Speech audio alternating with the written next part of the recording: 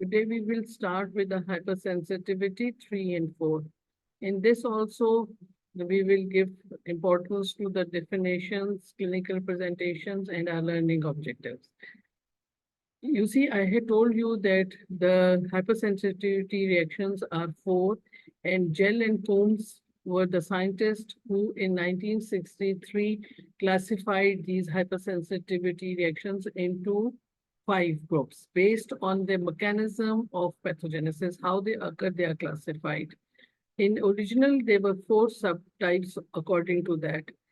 These classification depends on the type of the immune responses and the mechanism they produce.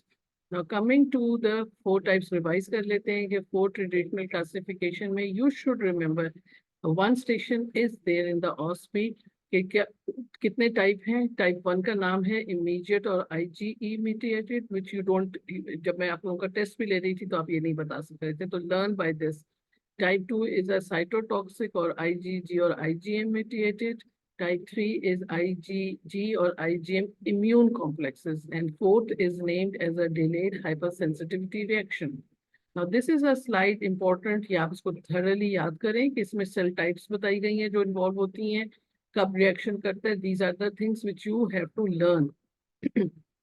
Now IG, this is just to give you a concept कि कितना time लेती है. जो IG होती है immediate होती है, it occurs within 2 to 3 minutes immediately.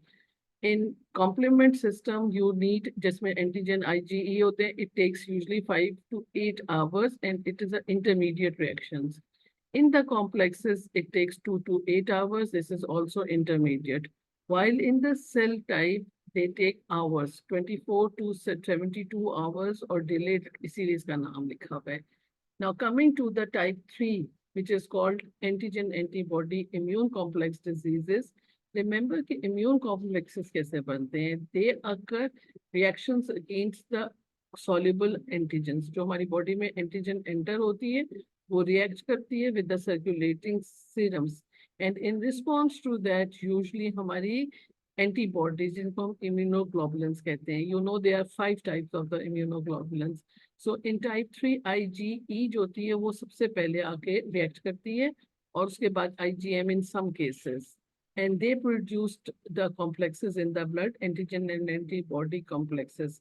And if they are not eliminated, complexes ज़्यादा बन गए तो they get deposited in the capillaries or the joints or in the, और उसकी वजह से फिर आपका जो complement activated system है वो काम करता है.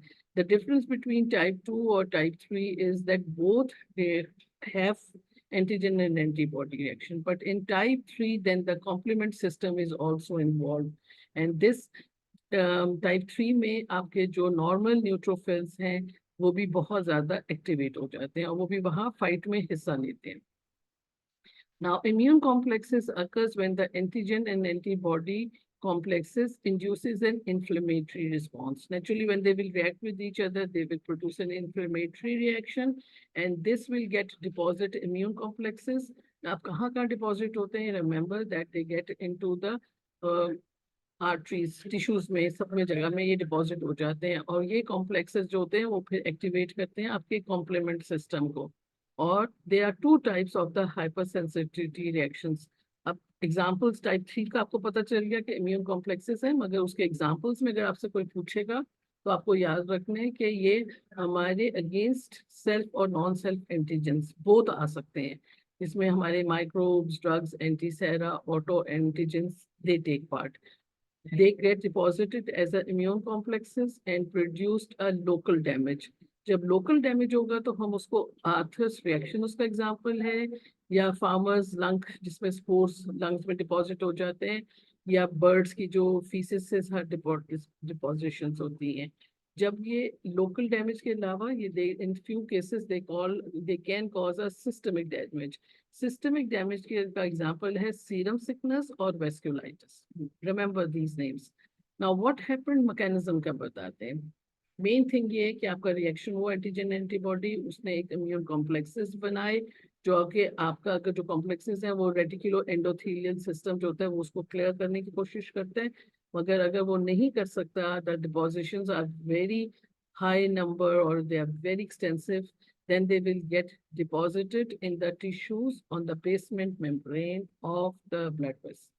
This is very important. Remember that they get deposited on the basement membrane of the blood vessels. इसी तरह से ये जब complement system को करते हैं तो वो हमारा cause करते हैं massive inflammation, influx of neutrophils, MAC lysis और aggregation of the platelets. अभी एग्जाम के अंदर आपको ये पता होना चाहिए कि जो हमारे कॉम्प्लीमेंट सिस्टम एक्टिवेशन के बाद क्या क्या चीजें करती हैं, आउटकम क्या होता है, that is these are the things. This is a diagram showing you कि देख रहे हो IgG एंटीजन एक आई ट्राइंगल शेप में ऊपर से उसने रिएक्ट किया विद द एंटीबॉडीज और वो आपस में बाउंड हो गई और उन्होंने कॉम्प्लेक्सेस बना दिए. दीज कॉम्प्लेक्सेस गेट डिपॉजिटेड, आपके देख रहे हो ये cut section of the blood vessels है, साइड के ऊपर उसकी एंडोथेलियल लेयर है सर्कुलेटिंग, उसमें RBCs और ब्लड है, मगर वो जाकर वहाँ बेसमेंट मेम्ब्रेन में डिपॉजिट्स हो जाती हैं और उससे आपके कॉम्प्लेक्सेस बन जाते हैं और वो एक्टिवेट करते हैं कॉम्प्लीमेंट सिस्टम को. कॉम्प्लीमेंट सिस्टम हम आपको पढ़ा चुके हैं, 3 टाइप्स का होता है, एक ऑल्टरनेटिव होता है, एक लाइटिक होता है.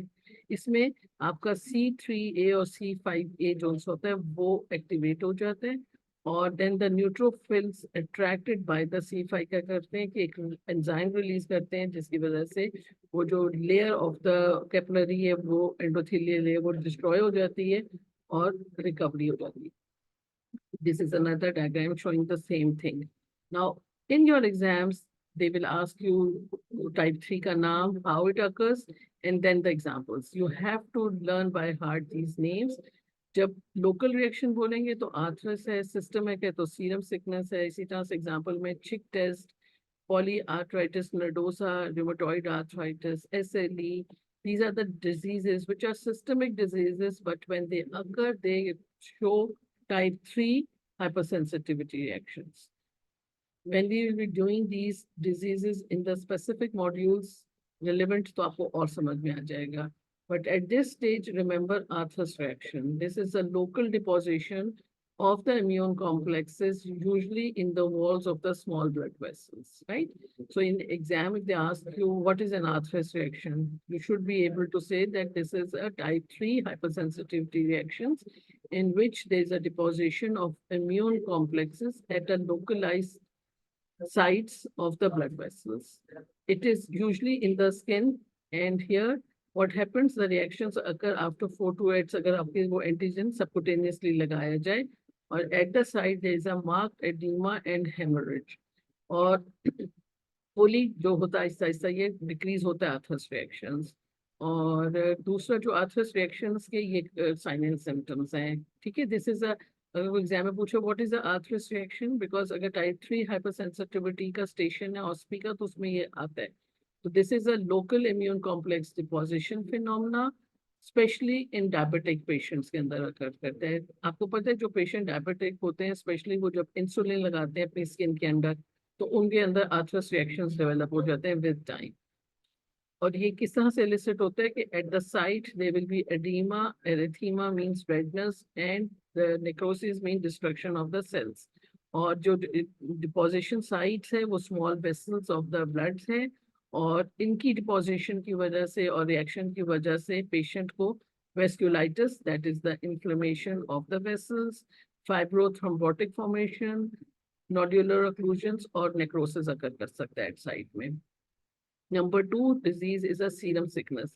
और सीरम सिस्टम में जो सिस्टम पूरे सिस्टम्स में कहीं ना कहीं इंफ्लेमेटरी रिएक्शंस करना होगा और मल्टीपल सिस्टम्स के अंदर इम्यून कॉम्प्लेक्सेस डेवलप हो रहे हैं, तब आप वर्ड यूज करोगे सीरम से.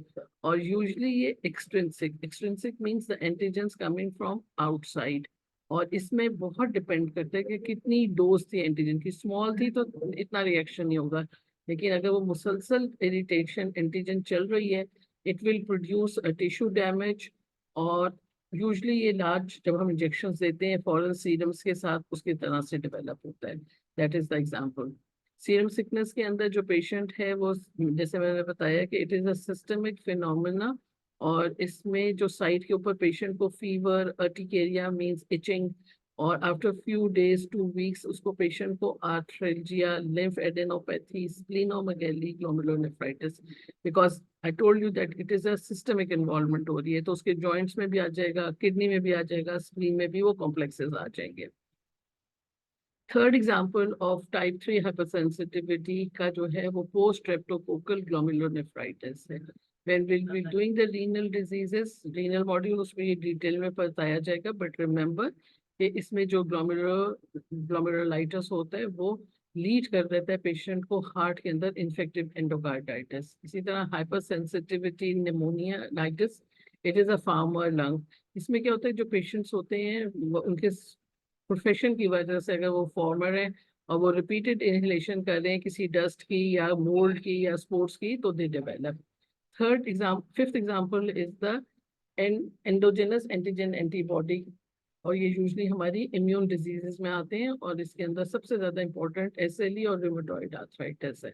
We will be doing these both diseases in detail, but remember this. अब इसकी ट्रीटमेंट में यही है कि you will give corticosteroids, immunosuppressive drugs, या आप जो से प्लाज्मा फ्रेसिस करोगे, या monoclonal antibodies.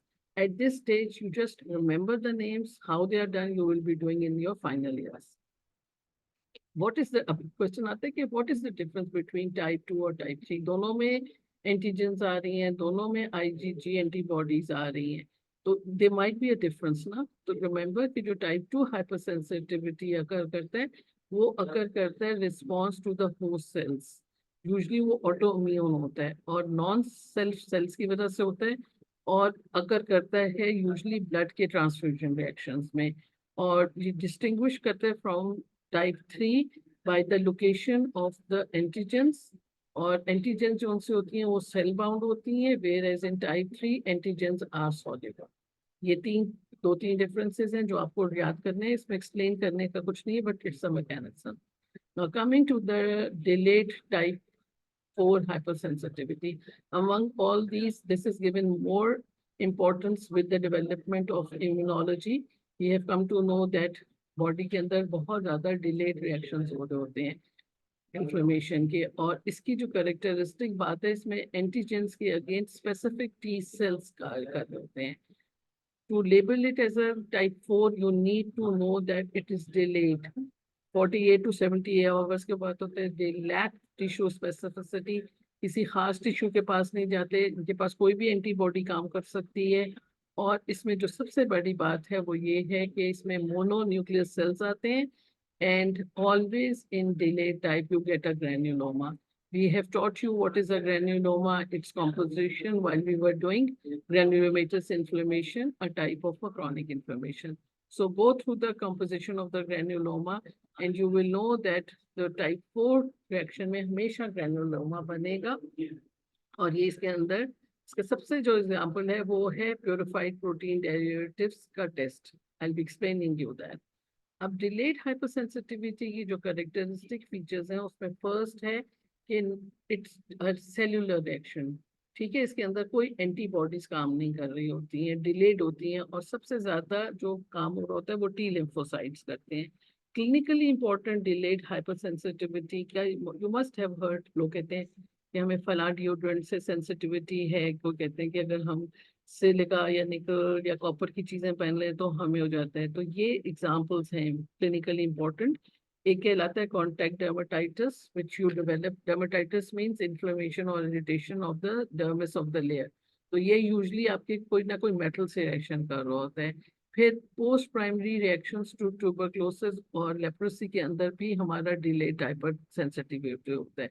Third is a Mantoux test. Mantoux test हम आपको जब टीबी कराएंगे उसमें डिटेल में बताएंगे, but remember this is a diagnostic test किया जाता था पुराने जमाने में, अब वो प्योरिफाइड प्रोटीन टेस्ट कहलाता है फॉर डायग्नोसिंग कि पेशेंट के अंदर delayed hypersensitivity to tuberculosis bacilli है कि नहीं है। ठीक है, और यूजली हमारे ये जो रिएक्शंस हो रहे होते हैं ये हेल्प करते हैं अगेंस्ट एनी इंट्रासेलुलर पैथोजेंस।